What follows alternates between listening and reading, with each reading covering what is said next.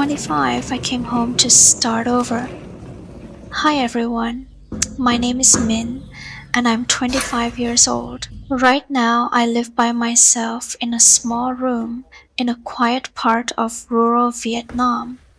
Life here is very simple, but after spending years in a busy city, coming back to a place like this has given me a kind of peace I had almost forgotten. There isn't much in my room, just a small bed, an old desk, a fan I've had for years, and a few clothes hanging neatly in the corner. Every morning, I can hear birds outside my window and watch the sunlight slowly fill the room. From the outside, my life probably doesn't look very special. I'm not rich, I'm not famous, and I don't have a successful career that people would look up to. I'm just an ordinary girl who spent most of her youth working, and now, at 25, I'm trying to start over. But my life didn't always look like this. I grew up in the countryside in a family that didn't have much money. My parents worked very hard to raise their children, so from a young age, I understood that money was never something we could take for granted. I rarely asked my parents for the things I wanted. When my friends had new clothes, I usually wore the same clothes I had worn for years. When they could join activities or buy things they liked, I would simply tell myself that I didn't really need them. It wasn't because I didn't want those things. I just knew that if I asked for more, my parents might have to work even harder to afford it. Watching them work from morning until night taught me to be happy with what I had and not ask for too much. When I was younger, I really loved studying. I believed that if I could continue my education, I would have more choices in life. I dreamed of going to college, finding a stable job, earning my own money, and one day giving my parents a better life. But after I finished high school, I started to understand that dreams also cost money. Tuition, rent, food, transportation. All of those things were more than my family could comfortably afford. I thought about it for a long time, and eventually, I decided to put my dream of college aside. It wasn't because I stopped wanting to study. I just felt that at that time, my family needed me to work more than they needed me to continue school. When you grow up without much, sometimes you have to make decisions that you don't really want to make. When I was 18, I decided to leave my hometown and move to the city to find work. I packed a few old clothes, a small backpack, and some money my parents had managed to save for me. Wasn't much, but I knew how hard they had worked to give me that little bit of money. Before I left, my mom kept reminding me to take care of myself. She told me not to trust people too easily and to make sure I ate properly, even when I was busy. She kept talking, and I just sat there listening and nodding because I knew she was worried about me. My dad didn't say much. He quietly helped me check my bag and make sure everything was packed. Looking at my parents that day, I felt both love and guilt because I knew I was leaving them behind and I wouldn't be there to help them like I had before. I promised myself that no matter how difficult things became, I would do my best not to disappoint them. I didn't know what the city would bring me, but I thought that if I didn't take a chance while I was young, I might regret it later. So I left. It was my first time living away from home. The city felt huge and unfamiliar. There were cars everywhere, crowded streets, bright lights, and people who always seemed to be rushing somewhere. And there I was, carrying a small backpack with very little money and a lot of uncertainty. During those first few months, I took whatever work I could find. I worked at restaurants, handed out flyers, took part-time jobs, and sometimes worked in one place in the morning and another place in the afternoon.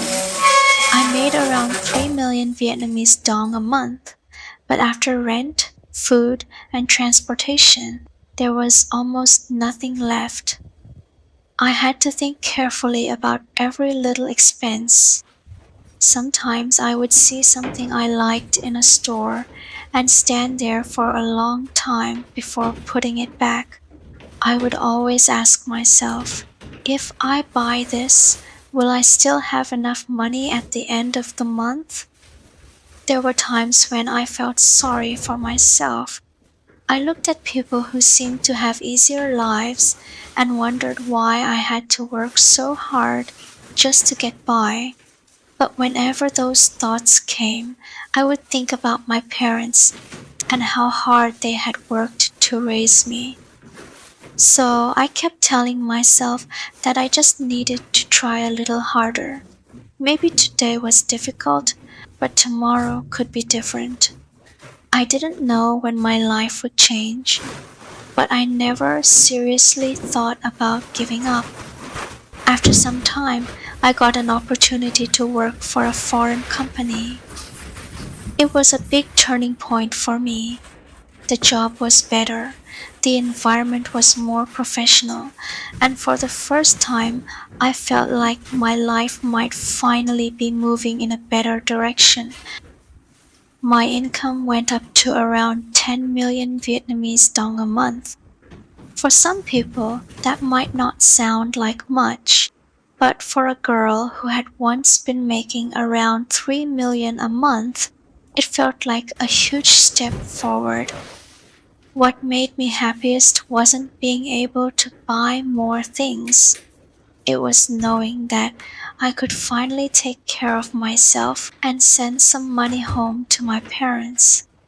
Every time I transferred money to them, my mom would ask if I still had enough for myself, and I would always tell her I was fine because I didn't want her to worry.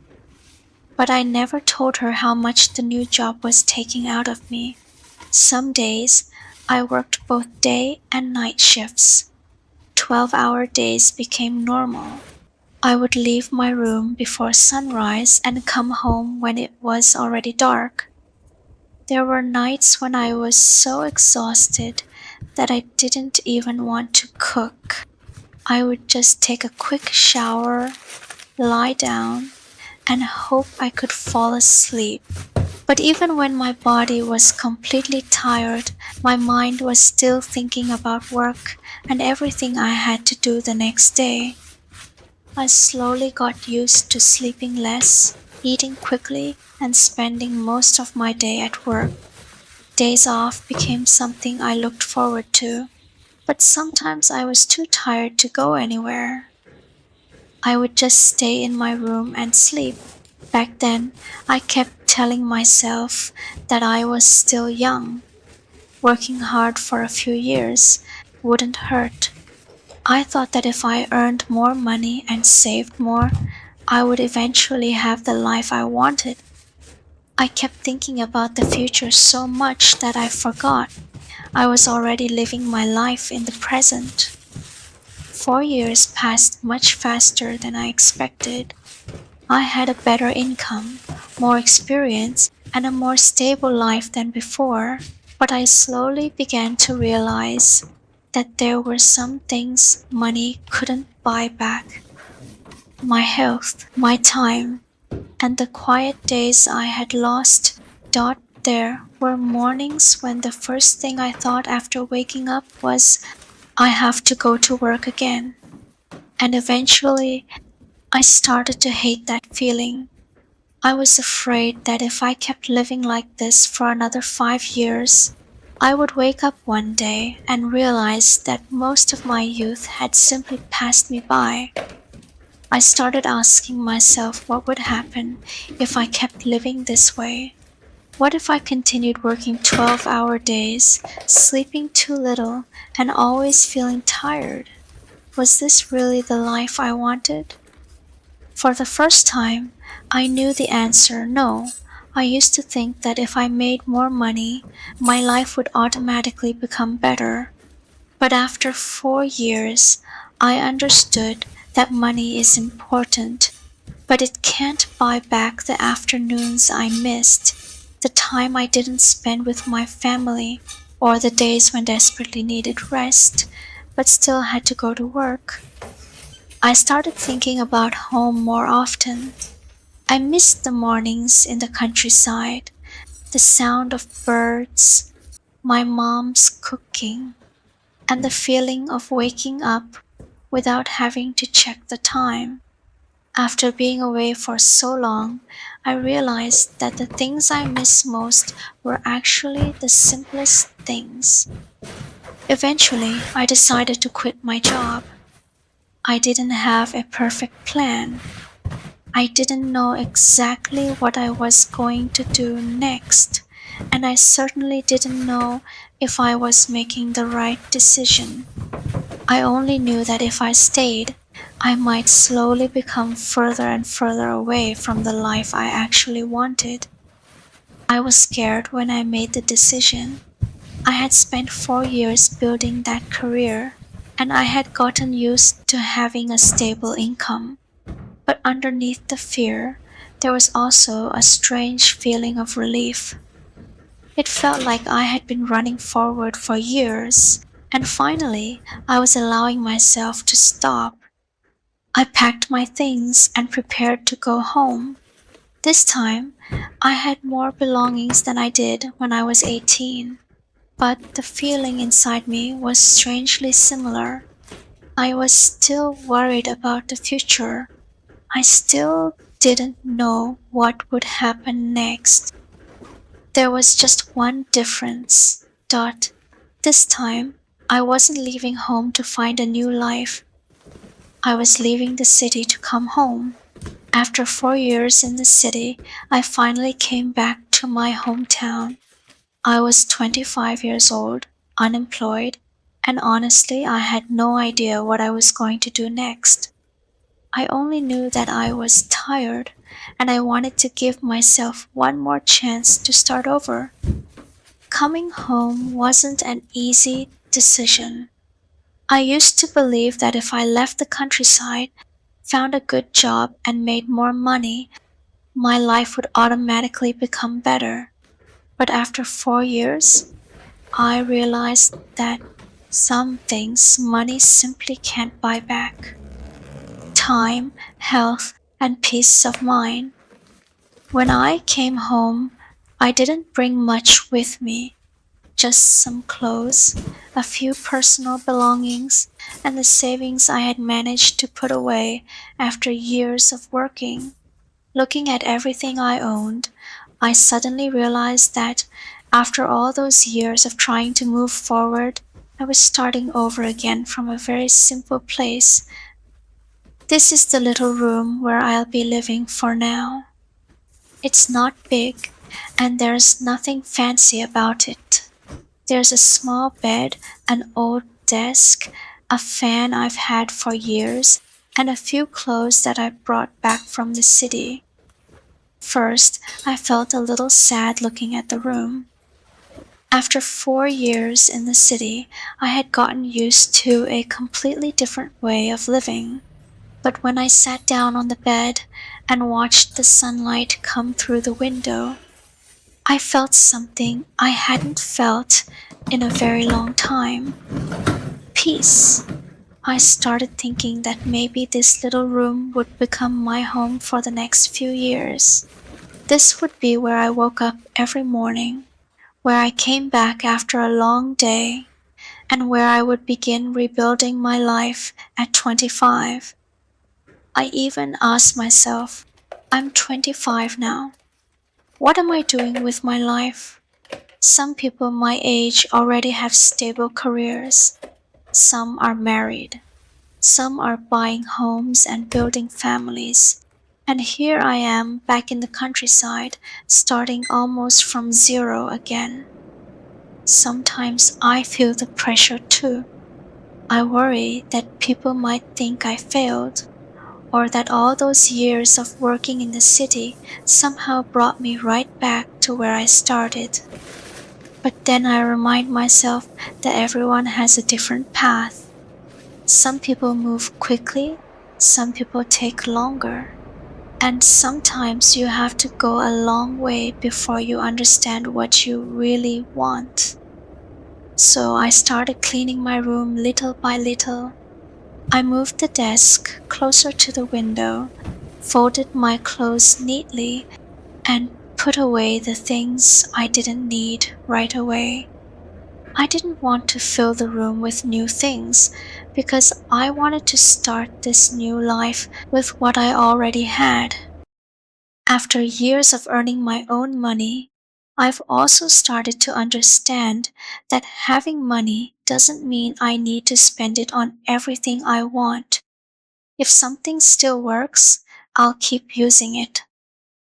If I can repair it, I'll repair it. And if I don't really need something, I'll simply wait. I also started paying more attention to small expenses. I used to think spending a little money here and there didn't really matter, but once I started writing everything down, I realized how quickly those small expenses could add up. So now I want to learn how to live more carefully and save more money, not because I want to make my life miserable, but because I want to understand how much I really need and how much I can put aside for the future. I'm starting with very simple things: cooking at home more often, using what I already have, growing or picking food from the garden when I can, reusing old things, and trying not to buy something just because I'm having a bad day or because I saw someone else with it. Maybe this is the first time I've really stopped to think about the way I've been living all these years. I used to believe that. Thank you so much for supporting my journey. In the next video, I'll introduce more about the little house I'm living in, so please look forward to the next part in the following video. Have a great day.